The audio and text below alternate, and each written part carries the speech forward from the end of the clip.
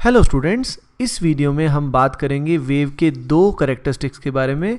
The first one is wavelength and the second one is frequency. जैसा कि आप जानते हैं, वेव एक डिस्टरबेंस होती है जो ट्रेवल करती है या तो विद मीडियम या without the medium, even it can travel. तो सबसे पहले आइए जानते हैं उसकी जो पहला कैरेक्टरिस्टिक होता है, वेवलेंथ क्या होता है। तो देखिए, वेव एक डिस्टरबेंस है जो ट्रेवल करती है या तो विद मीडियम या विदाउट मीडियम। तो ये जो आपको दिखाई दे रहा है, दिस इज़ द वेव, यानी ये वो डिस्टरबेंस है जो ट्रैवल कर रही है। जब ये वेव ट्रैवल कर रही है तो इसकी जो लेंथ है वो कैसे डिफाइन की गई है। तो वेव जब ट्रैवल करती है तो उस समय दो तरह की चीज़ें बनती हैं। एक तो ये पीक्स इस तरह की बन जाती है। इस तरह की जो पीक्स बनती हैं वेव के अंदर जो आती हैं उनको बोलते हैं उस वेव का क्रेस्ट, और जो ये सबसे बॉटम मोस्ट पॉइंट आता है इनको हम बोलते हैं ट्रफ्स। तो दो सक्सेसिव क्रेस्ट के बीच में जो ये डिस्टेंस आता है, इस डिस्टेंस को बोला गया है, इसको डिफाइन किया गया है कि भाई ये एक पर्टिकुलर वेव की वेवलेंथ होगी। यानी एक पर्टिकुलर वेव की वेवलेंथ जो होगी वही उसका मेन कैरेक्टरिस्टिक है। किसी का लैम्डा, अब वेवलेंथ को रिप्रेजेंट किससे करते हैं, लैम्डा से। किसी की वेवलेंथ ज़्यादा है, इसका मतलब उसके जो सक्सेसिव क्रेस्ट आएंगे उनके बीच में डिफरेंस क्या होगा, ज़्यादा होगा। या इन्हीं को सक्सेसिव ट्रफ्स के बेसिस पे भी डिफाइन कर सकते हैं, दोनों की वैल्यू एग्जैक्टली सेम आती है। तो what is wavelength? Wavelength is the difference between two successive crest और टू सक्सेसिव ट्रफ्स। ये स्टैंडर्ड हमने डिफाइन कर दिया। मान लीजिए हम स्टैंडर्ड कुछ और डिफाइन करते, मान ली ये डिफाइन करते, तो इनके बीच में जो डिस्टेंस आता, that distance will not be standard. तो ये स्टैंडर्ड सेट करना टफ था। क्रेस्ट्स को या दोनों जो बॉटम है उनको स्टैंडर्ड सेट करना रिलेटिवली आसान था। अब जैसा कि आप समझ सकते हैं कि वेवलेंथ की जो वैल्यू होगी वो बहुत ही कम होगी। तो जैसा कि आप जानते हैं, लेंथ की जो एसआई यूनिट होती है वो तो होती है मीटर्स। अब मीटर्स में अगर इसको मेज़र करेंगे तो दिक्कत आ जाएगी। तो इसके लिए यूनिट्स जो हम यूज़ करते हैं, बहुत बार हम यूज़ करते हैं एंगस्ट्रॉम। एंगस्ट्रॉम जो होता है इसका मतलब होता है 10 की पावर -10 मीटर।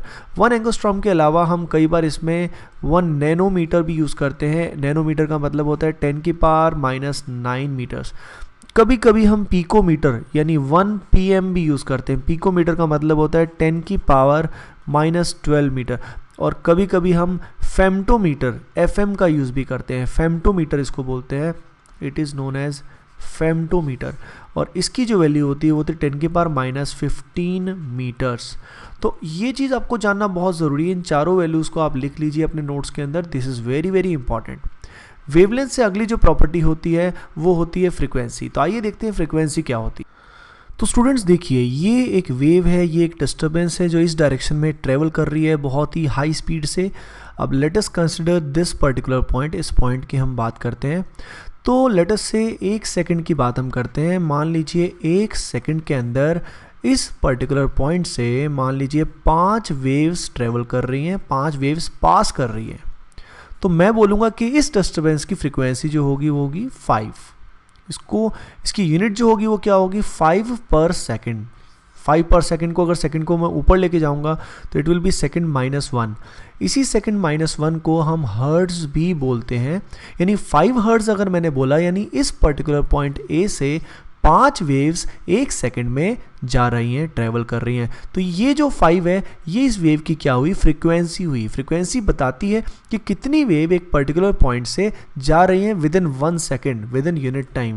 यानी what is frequency? It is number of waves passing through a point per unit time within a particular frame of time. Let us say 1 second में कितनी वेव्स यहाँ से पास कर जाएंगी, ये डिस्टर्बेंस कितनी ज़्यादा। यानी ये फ्रीक्वेंसी अपने को बताती है, ये वैल्यू अपने को बताती है कि कितनी स्पीड से, कितनी स्पीड से नहीं, कितनी ज़्यादा ईजिली, जल्दी यहाँ से वेव्स क्या कर रही हैं, पास कर रही हैं।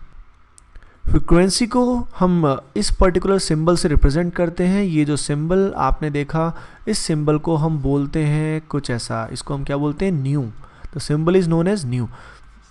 तो फ्रीक्वेंसी एक पर्टिकुलर वेव का बहुत ही इंपॉर्टेंट कैरेक्टरिस्टिक है जो बताता है कि एक पर्टिकुलर पॉइंट से कितने ज़्यादा वेव्स पास कर रहे हैं within a given frame of time. इसका यूनिट हमने देखा वो होता है हर्ट्ज। तो कई बार क्या होता है, बहुत ज़्यादा वेव्स एक साथ पास करती हैं, तो यहाँ पे 5, 10, 15 इतना इसका नॉर्मली फ्रीक्वेंसी नहीं होता। वो वैल्यू होती है 10 की पावर 3 या वैल्यू होती है 10 की पावर 6। तो 10 की पावर 6 बोलने की बजाय यहाँ पे सिंपली 1 MHz लिख दिया जाता है। अब ये 1 MHz क्या है? HZ यहाँ पे हर्ट्ज है और M का मतलब है मेगा, मेगा का मतलब होता है 10 की पावर 6।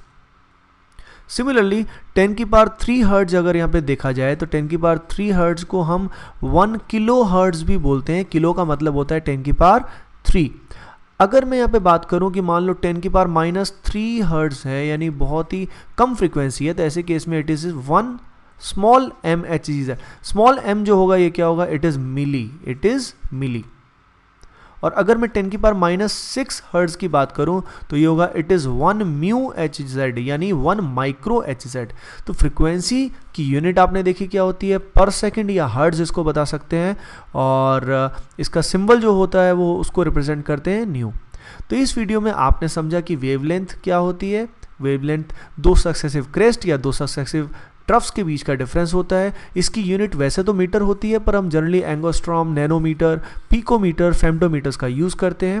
फिर हमने जाना frequency is the number of waves passing through a particular point per unit time. उसकी वैल्यू भी हर्ट्ज में नॉर्मली रिप्रेजेंट की जाती है। अगले वीडियो में मैं आपको बताऊंगा कि फ्रीक्वेंसी और वेवलेंथ में रिलेशन क्या होता है। Okay guys, thanks for watching. Please share and subscribe.